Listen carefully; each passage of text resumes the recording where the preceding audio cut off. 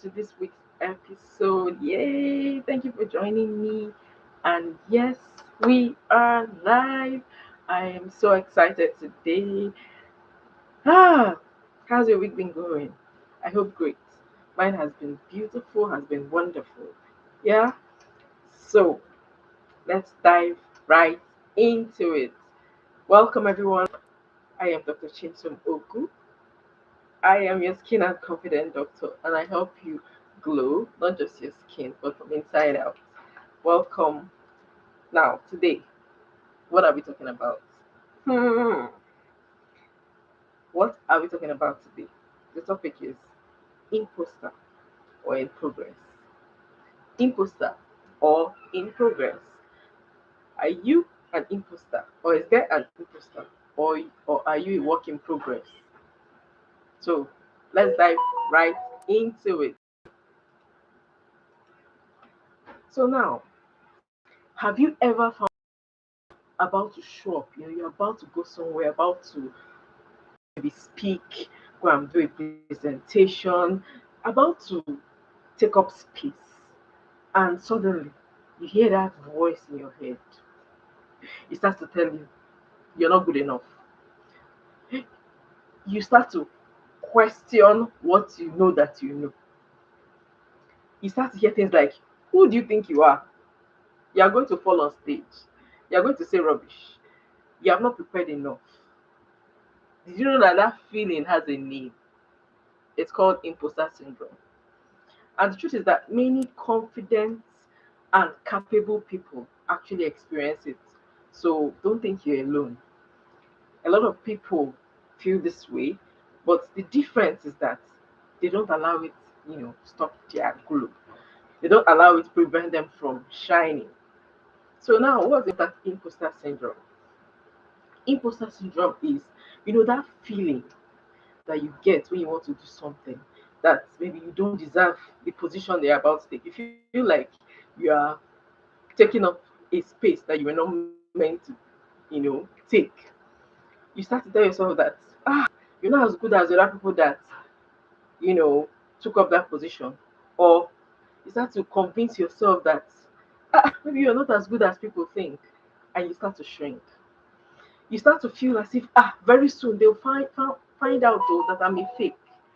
And you're afraid of taking up that space, of doing that thing, even when you are qualified, even when you are prepared, even when you have done it over and over again, even when you've actually earned that place. The truth is that it's not about lack of competence. It's actually mostly a lack of permission that you give yourself. You don't give yourself the permission to shine, to glow. Now, why does syndrome happen? It doesn't just appear out of nowhere. It's often formed over time. One of the common roots that we can identify are your childhood traumas. Maybe in school, at home, you were criticized or you were compared with other people, and you started to feel you were not good enough. So somehow it followed you as you grow up. You were told that, oh, what you did wasn't, you can never be good at anything. People, we have those experiences while growing up, and it ends up playing out as imposter syndrome.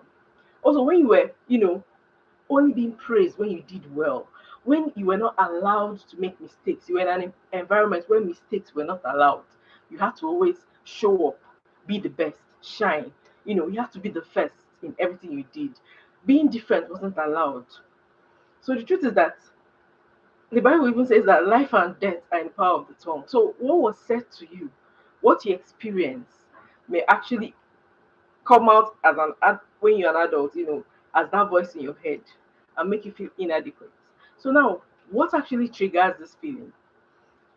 Even as adults, it can be enforced by the need to always be perfect. Some of us keep planning. We want everything to come out a certain way. And when somehow life happens and that thing is not going that way, maybe for example, your I tell people maybe you're planning your wedding or you're planning a presentation and then you get there and maybe the projector is not working. You have planned, you have taken time. You now decide that because that projector is not working, you're not going to do well. So perfectionism can be a cause. Then when you're in a space where you're always comparing yourself to others, you keep telling yourself, oh, this person, because this person did this, has 10 degrees, so that person is better than me. Everybody has their own genius. Everybody has where they shine. I was reading a book one day a few days ago, and it was talking about different types of geniuses. So sometimes when we think about, geniuses, we're thinking about Einstein and all those people. But the truth is that there are different types of geniuses. If your genius may be that you know how to make hair, if they compare you with someone that likes to read book, you can never win the person. You understand? So if you keep comparing yourself with somebody else, you always feel as if you're not prepared enough. So another issue that affects us is, being surrounded by people that you admire. You keep comparing yourself with them without even knowing. Yes, it's a good thing that you admire them, but it now becomes a way of you seeing your own imperfection that either you perceive in your head or that is not actually there. And also another thing that can cause is when you enter new spaces, a place that is bigger than where you're coming from, you start to feel like you don't fit in. You start to feel like, oh, what am I doing here? So the Bible says that we should not despise, our small beginnings. Sometimes growth can feel uncomfortable, but it doesn't mean that it's wrong. It doesn't mean that we shouldn't be in that space. It doesn't mean that we shouldn't take it up. So now I'll tell you about my own like personal story. I've said this story before. In medical school, I repeated a class, I failed. So what he did to me was that anytime I was in a space where I had to make presentations, I started to remember how I felt when I failed and had to, when you repeat a class, start to feel like, people are looking at on you or something, don't think you're intelligent enough. But the truth is that it's not actually true. Your mind has actually made up those things. And somehow it follows you. Those experiences follow you. And then if you're not careful, if you cannot identify that voice and squash it, you start to shrink. It's not because you have not gotten the ability or you lack ability, but because you it's what you have listened to and you have allowed fear to take over. So now I'll tell you what I did and what I still do.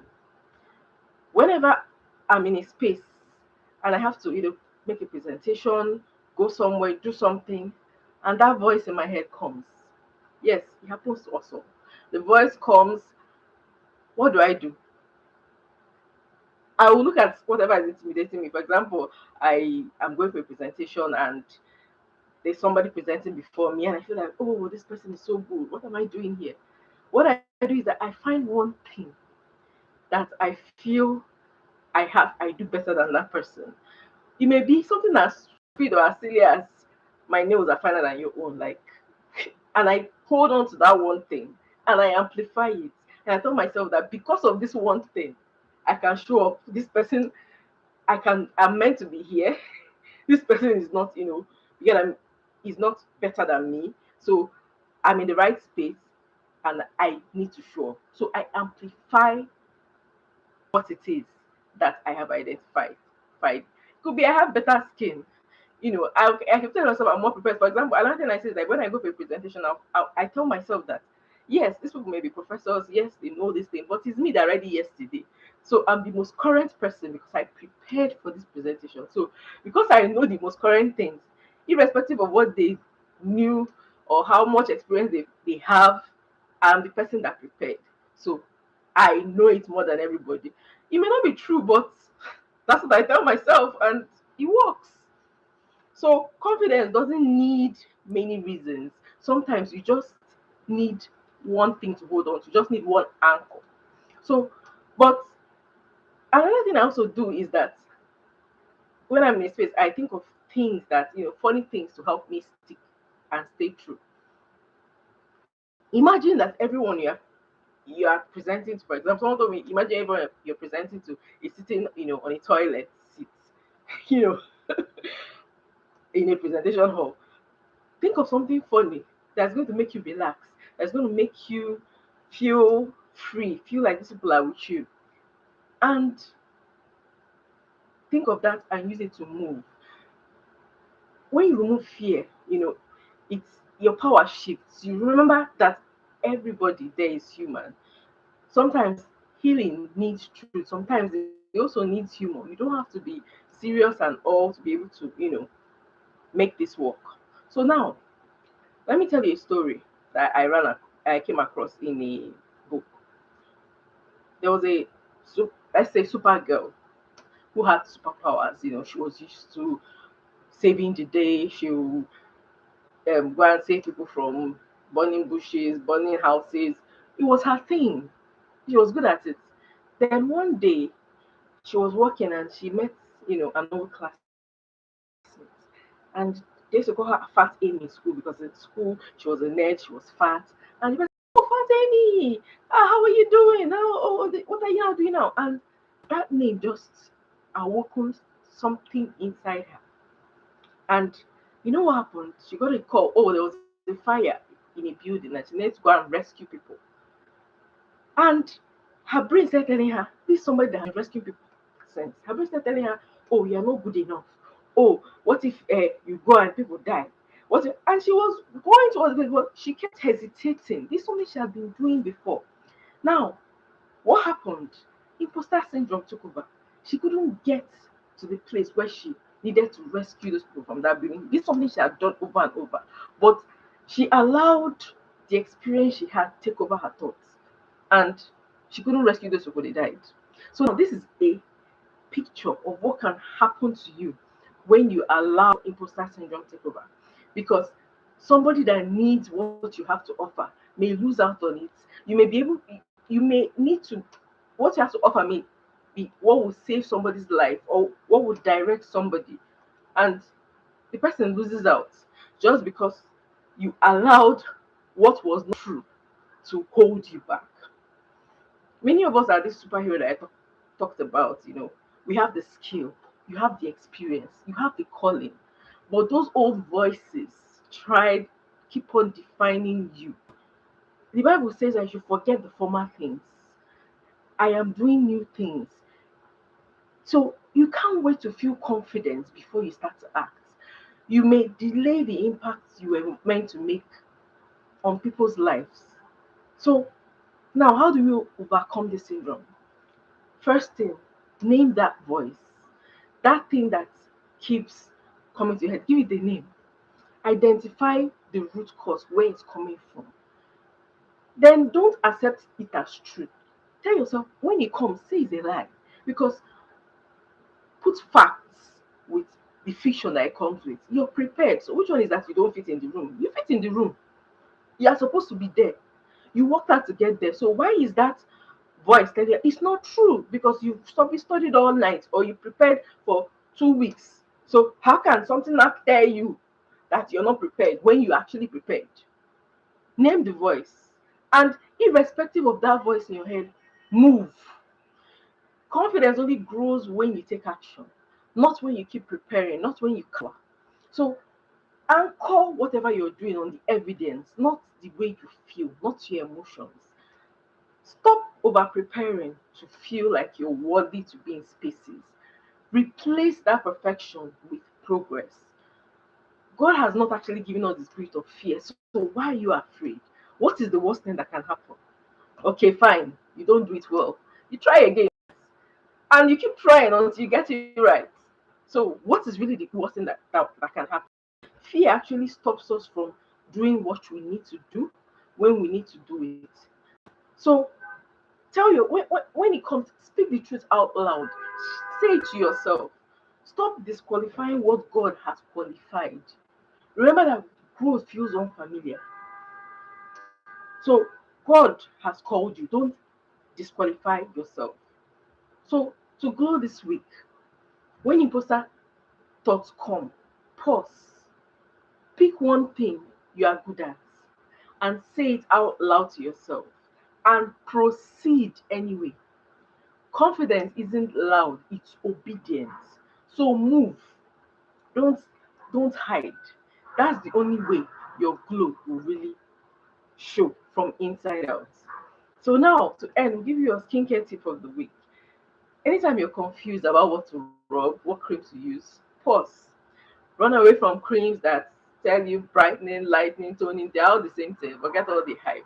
Be cautious of, you know, bright packaging, pink, yellow, gold. In fact, I don't even use those things. When I see them, I just move. Just when you see the owl with all those things, just know that half of them are lightning. It's not, bulletproof, but that's my own. If it tells you 7 days, 7 weeks, carry your slippers and run. If you're not sure, ask a professional or just buy Vaseline until you can, make up your mind. Now, for this season where you have where your skin is dry, it's dry season, pick creams over lotions because they moisturize your skin better, especially when you have dry skin. Consistency over confusion leads your glow. So now, what are affirmations for the week? So to get into the week, tell yourself, I'm not an imposter. I am in progress in the rooms God has placed me in. I don't need to feel ready to be called. My growth is valid. I show up when I'm nervous, irrespective of how I feel. Imposter syndrome is not a sign that you are fake. It's often a sign that you're growing. Don't shrink, don't delay, don't silence yourself. Your glow is needed. I'm Dr. Chimsom Ogu, and I help you glow from inside out. Please like and subscribe to our channel and join us same time next week. Thank you very much.